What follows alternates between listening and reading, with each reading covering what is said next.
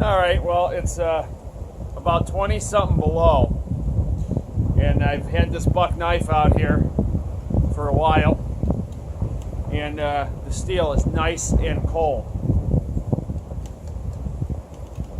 So here's just a nice piece of maple. So we're looking at a decent sized piece here. I mean, I wouldn't normally do these types of things out in the woods, although I have done them with the Buck 119. And probably if I was doing this out in the woods, I might take this down in thirds, but we're going to go in half. As you can see, it's a long piece of wood.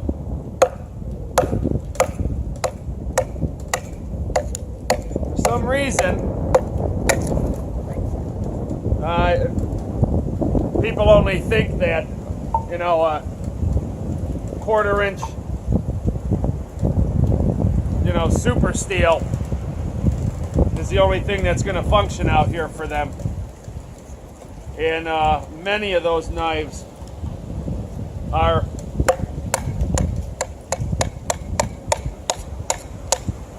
in my opinion subpar in a lot of other categories that we as woodsmen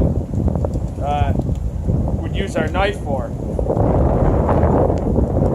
So some people might ask, well, how about real knotty wood, or how about an even bigger piece? Well, the truth of the matter is you'll never need a bigger piece than that to split.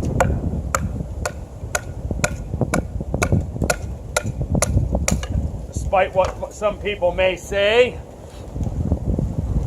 a piece that big around is plenty big enough to get all your kindling, to get to the dry inside of wood, and do all those things. Do all the things that we like to do out here.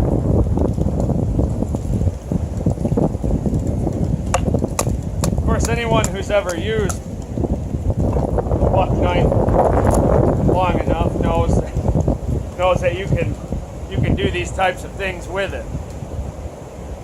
Of course, it held up. I don't two-man baton with this, obviously.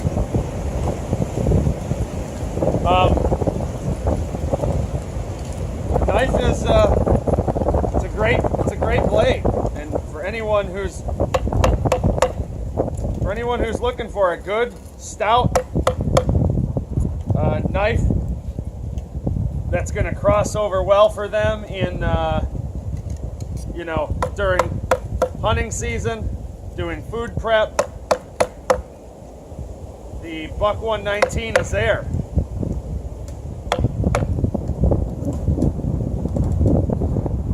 Along with many of the other heavy hunters that I've showed.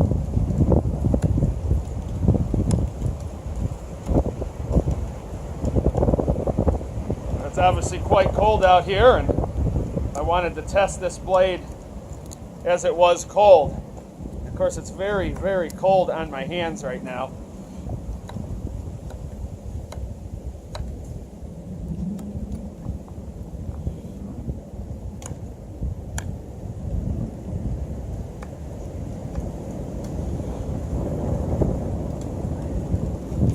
So many times we may look at this knife, as I was saying, and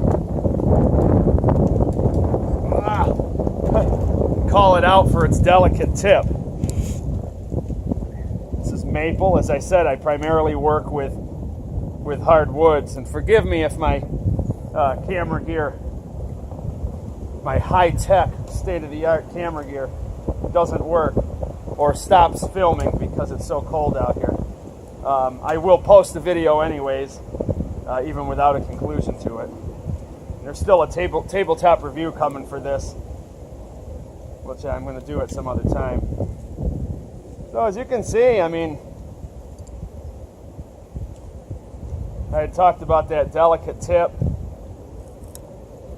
in the previous video.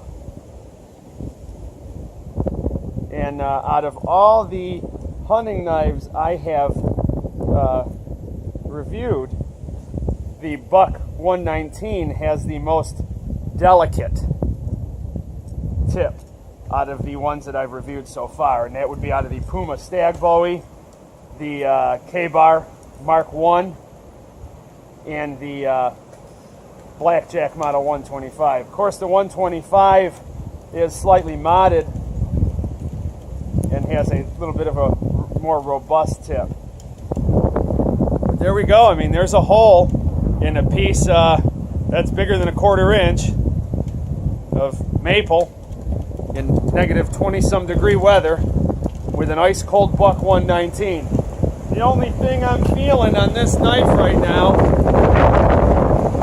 is freezing hands. But as I've stated before, that's one of the great things about the Hidden Tang, is it at least gets your hand off of a lot of cold steel. I know these brass guard and pommel here can get very cold as well. But I feel safe using this knife. My hands are cold, sometimes to the point of a little bit of pain if they get snow on them. But I feel safe with this knife because my grip is secured. There's these light scallops here, and we have this bird's beak, if you will, and this guard. I don't find the guard to be too obtrusive. I remember when I first got the knife, I wasn't quite used to it. Of course, this is years back. Now I don't even really notice it being there much. I used to think that only a half guard would be the most I could sacrifice in terms of having a guard on a knife to still be able to do woodwork. But that's not true either. And there's not much of a, I wouldn't say it's really an actual full guard on this knife. But as I said, it makes your hand feel secure. Cold, numb hands, wet, things like that. And that's another attribute of having a good heavy hunting knife out here to use for bushcraft. Once again, thank you very much for watching. Take care.